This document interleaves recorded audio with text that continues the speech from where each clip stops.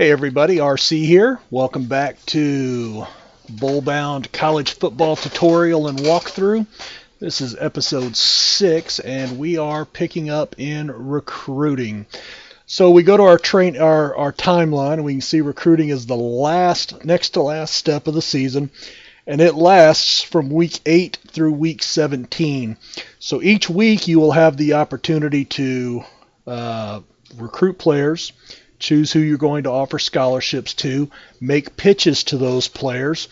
You aren't committed to a player forever. If you put a bid on somebody and you decide you don't want them any longer, you remove the scholarship offer and move on to somebody else. You also get 5 visits per week. So this is where we were talking about when you come to the stage details. It gives you your weekly checklist. So the entire week of recruiting, you will see these same 6 options. So check your email, and there's some good emails that come in. Now, of course, we already talked last episode about your email player. So what you have to do is click on him and take action. I would just do that by default. That doesn't commit you to anything, but it puts him on your list automatically. Then you can evaluate your team to see what areas to target. There's several ways you can do this, but the best way, you can do it a couple of ways. Like I said, you can go down and see how many seniors you're losing this year and how many players that will leave you. So this year, I can see I'm going to lose, or this next season, I'm going to lose 2 quarterbacks, and I'm going to have 2 underclassmen. But Matthews is out this year. Now remember, everybody that we recruit this year is going to get added to this roster. They can play this year as freshmen. So I already have 3 quarterbacks. So if I do recruit somebody, I'm going to want them to be better than what I've got here. But I also know I've got Matthews coming in next year. So next year I'm more likely to be looking for a third quarterback to get into that 3-man depth chart. This year I already have my 3, and I've got a 4th that I've already committed a scholarship to. So I could take a 5th quarterback, but that's going to leave me short of scholarships for other positions. Okay. Now the other way you can do this is when you go into the player recruiting screen. This actually gives you this little box down here in the corner, and we just looked at quarterbacks, and I have 4 quarterbacks on the roster, and I only need 3. So I like to. This is where I usually come first, and I run down here and I look and kind of see. Okay, I'm 1 tight end short because this is what I need for this year. So I need 1 tight end, 2 tackles. I've got an extra guard. I'm short 1 defensive tackle, 1 outside linebacker, and that's pretty much it. So that is, if we're counting, that's going to be 1, 3, 4, 5. That's 5 players. I've got 14 scholarships. You may not recruit all 14 players, even if you try, and you're not obligated to recruit all 14 players. So remember, we had looked one of the first videos. We saw in the team info screen, we saw this roster breakdown. Now, I will have more freshmen on the team this year once I recruit them. But I have 20 seniors, 20 sophomores, but only 12 juniors. So that means in 2 years, I'm only going to potentially have 12 scholarships. So I may want to hold off some of this year's scholarships to next year and try to balance that out. Or maybe I just want, and you kind of play that by ear, at least to me. I see what I can get, and then as recruiting progresses, if I need to sit on some of those scholarships, I will. I won't take players that are below a certain threshold for what I expect for my team. Okay? And I forgot to do this. I wanted to go back and set it to 1 to 10. For number purposes. All right. So again, we only need 5 players this year to fill out our depth chart, but we're always looking to get better because remember when we looked at our roster, we've got quite a few guys on there that probably should not be wearing a Michigan uniform. Hardy is a 7 potential. He'll be okay. Andrews needs to be gone, but he's graduating this year, and he's a walk-on.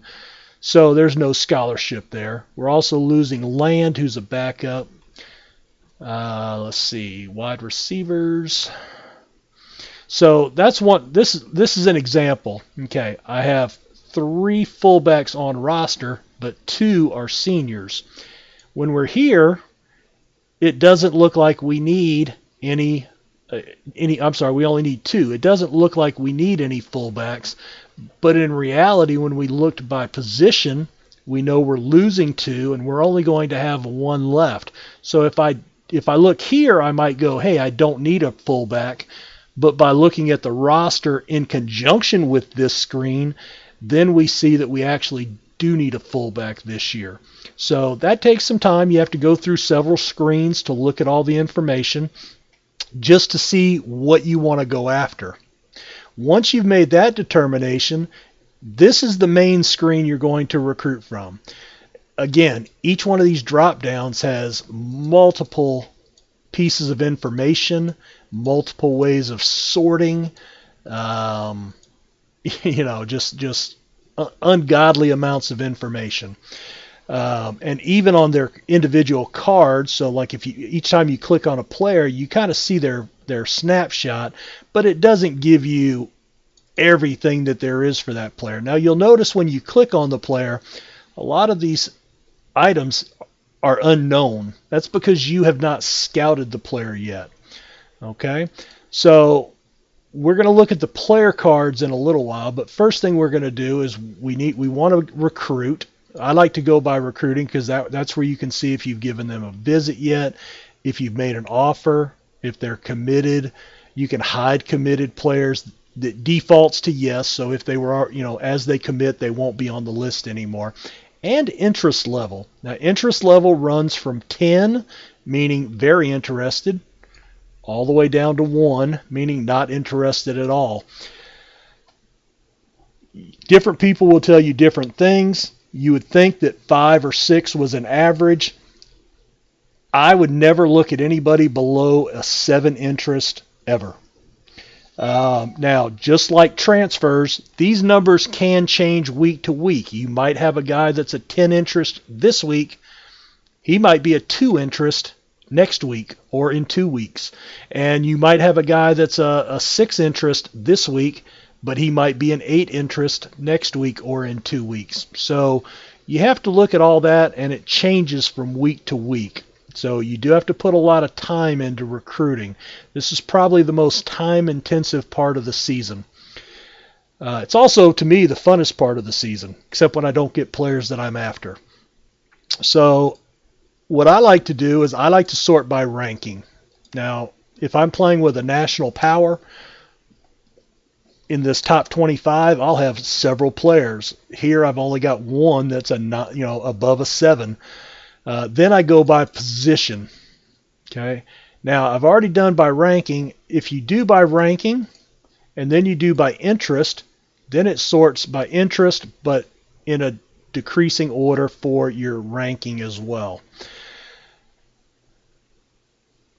So we've got average, poor, below average, good, and very good. 5 stars, 4 stars, 3 stars, 2 stars, and 1 stars, just like you're probably used to seeing on ESPN or any news publication when it comes to recruiting. Now, the first thing is most of these guys are not interested in me. Even the green guys, the good guys, are 3 interest, so I'd be wasting my time. All right. I don't really need a quarterback this year, and these guys aren't going to be any better, potentially. I don't know what their ratings and stuff are now, but because they're just average, I don't know what they're going to be. Now, so I'm going to go to, if there was a blue chip guy, I'd probably go after him, whether I needed him or not. Okay, like running back, I don't particularly need one, but I've got a couple of upper level guys that are interested. You'll notice this asterisk. That means he's a JUCO player. So he's going to be a junior coming out of a junior college, which means he'll be a junior when he starts playing for you. He'll only have 2 years of eligibility left instead of 4. Now, quite a few things to think about. You have their GPA. That's pretty much all we know. You can see some basic high school statistics. They'll play more games in high school as recruiting progresses, and you'll see more and more information here. But to get this information disclosed, you have to scout that player. So you click on it. Yes, I want to scout him, and now he shows he's scouted. Add him to your watch list. That will make him easy to find later, and you can choose whether or not to spend money on recruiting this guy right now. My preference is if I'm scouting him, I'm recruiting them if I can afford it.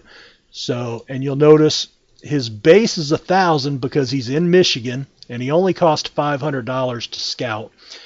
But the more you spend on recruiting, the more impact that gives you in order to land that player potentially.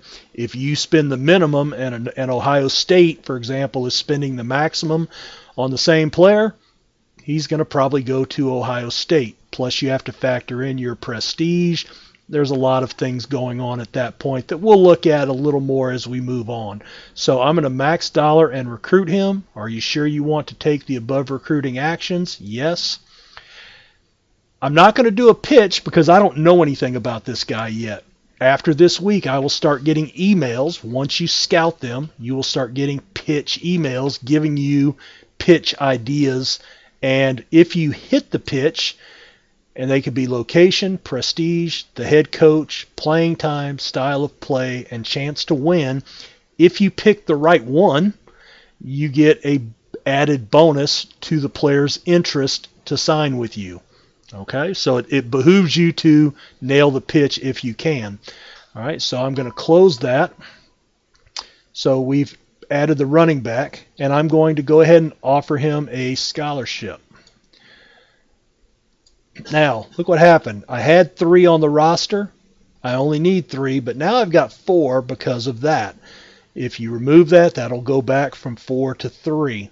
Now, that doesn't mean he signed with you. That just lets you know. It gives you a running tally of what you're dealing with. Okay, now we talked about fullbacks. Excuse me. Again, you can look at your national ranking. You can look at their interest level.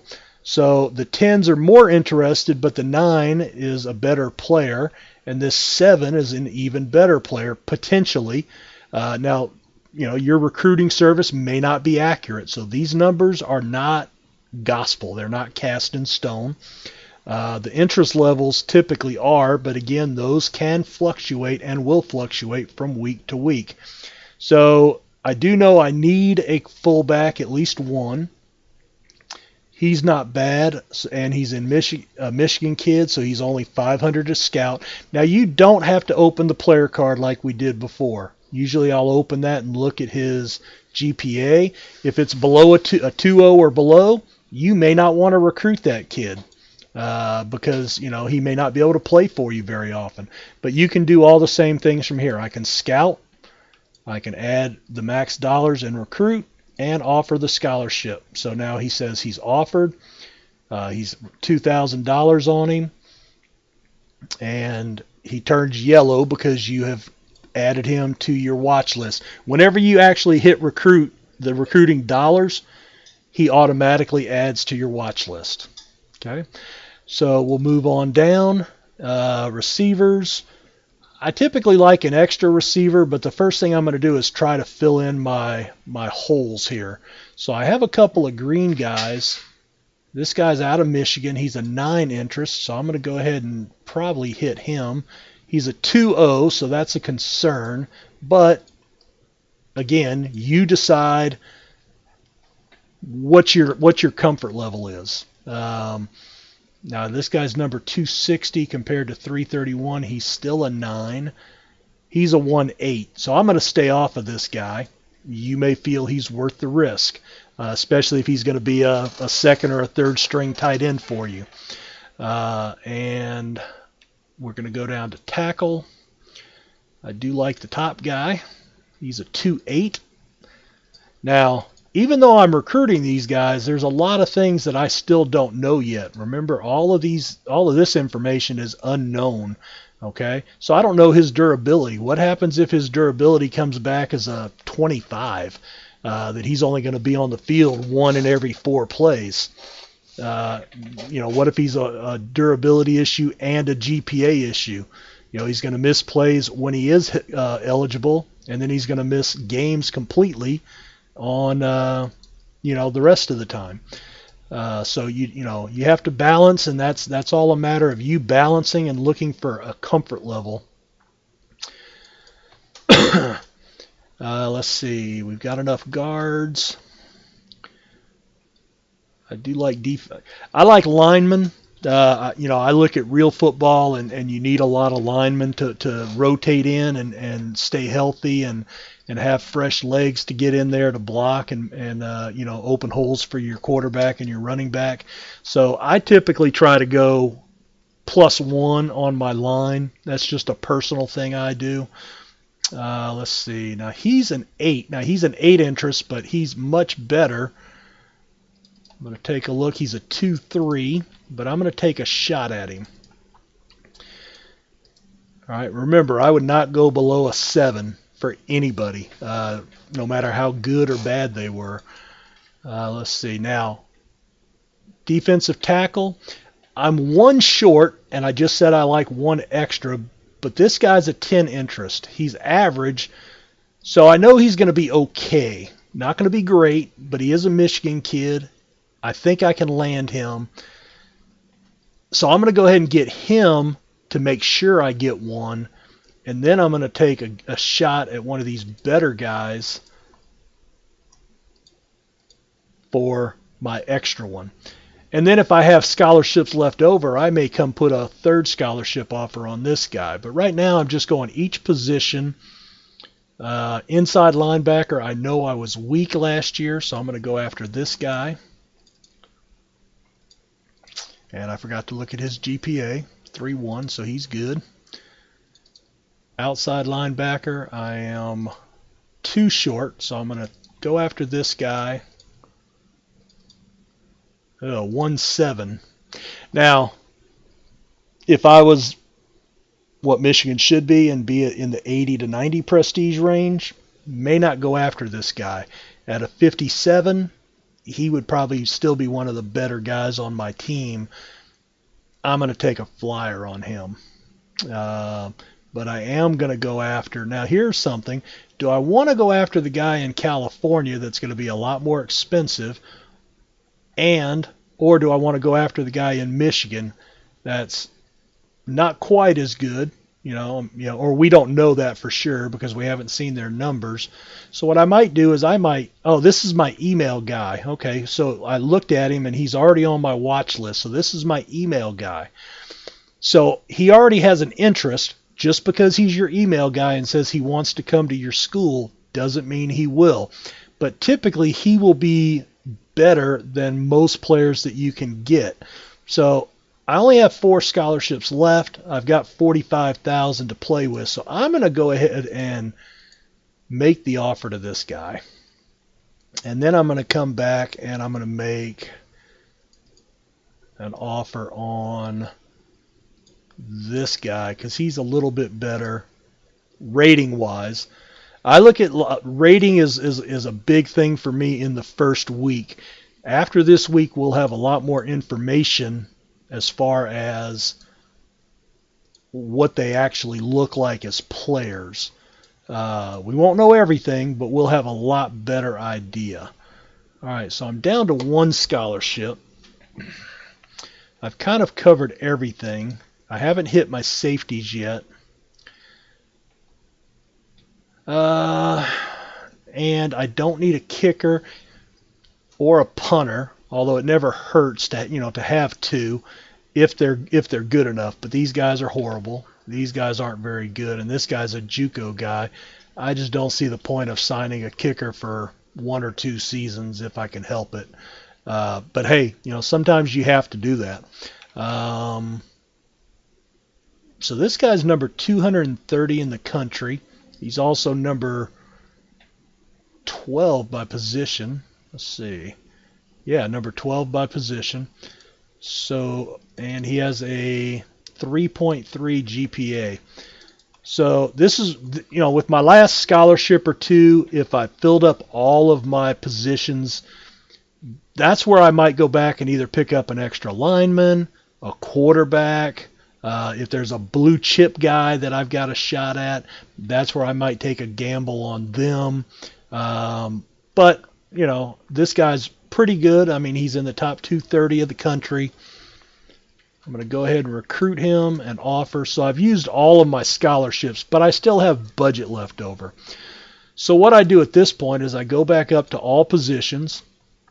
I sort by 5 stars first, and then I sort by 10 interest. Well, I don't have any. Then 9. All right, so this is a JUCO guy. All right, so I'm going to take a gamble on him.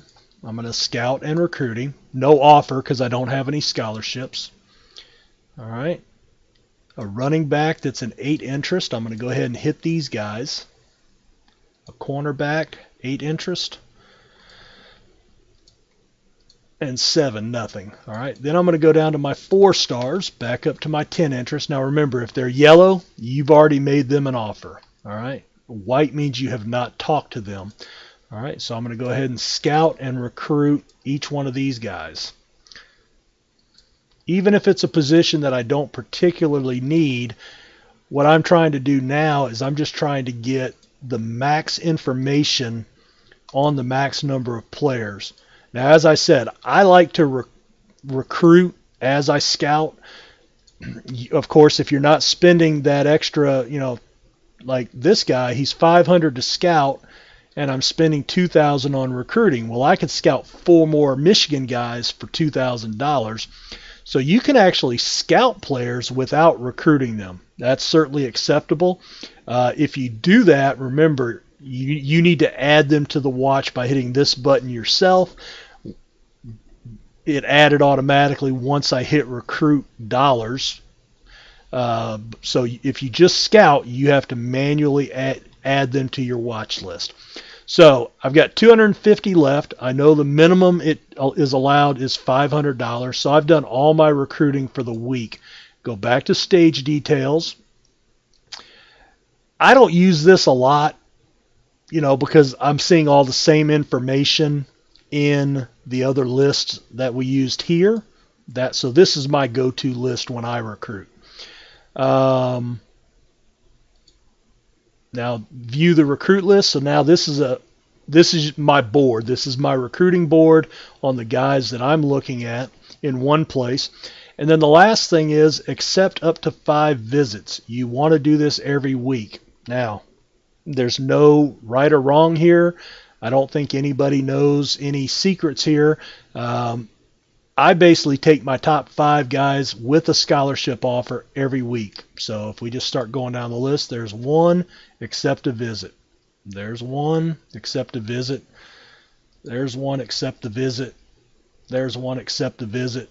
And there's 1, accept a visit. Now, a lot of times if there's a particular need position, quarterback, if I'm real short at a position, maybe I'll make sure to tag a linebacker. If I need linebackers, if I need 3 or 4 linebackers, I may insure even if they're lower on my board.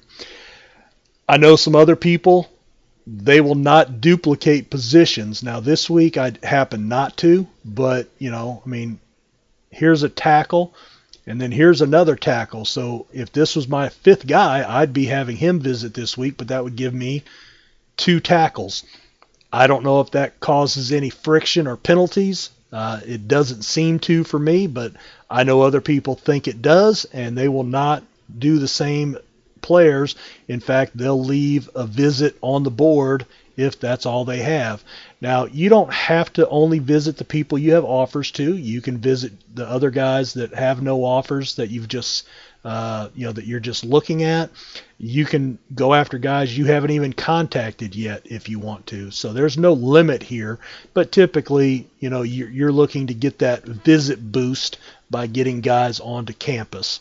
And you may have guys that you have offered a scholarship to that are not on this list, because they're not interested in visiting you just yet, but they may pop on in later weeks. So after we have finished the week, we will advance the week. We still have funds available. We do. We have the $250, but I can't even scout anybody for that much. So I am going to proceed, and we're going to advance. Now the computer teams are doing their recruiting, and we are just going to have to wait, and then we moved a week, so I will save.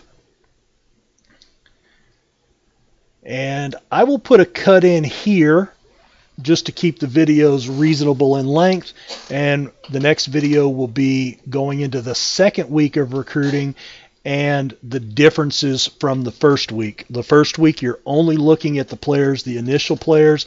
The second week typically for me is the longest week of recruiting because you have a few more things to do. So we're going to put a cut in here, and I will see you next time. Thanks for watching.